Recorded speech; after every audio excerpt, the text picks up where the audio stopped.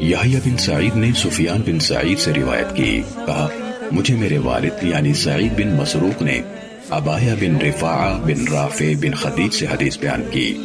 انہوں نے حضرت رافع بن خدیج رضی اللہ تعالیٰ عنہ سے روایت کی کہ میں نے کہا کہ یا رسول اللہ، ہم کل دشمن سے لڑنے والے ہیں اور ہمارے پاس چھریاں نہیں ہیں۔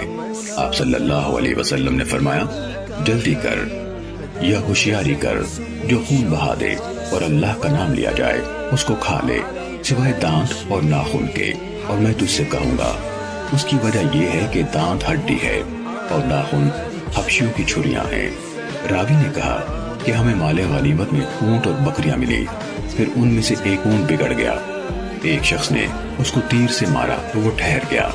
تب رسول اللہ صلی اللہ علیہ وسلم نے فرمایا کہ ان اونٹوں میں بھی بال بگڑ جاتے ہیں اور باہر نکلتے ہیں جیسے جنگلی جانور بھاگتے ہیں۔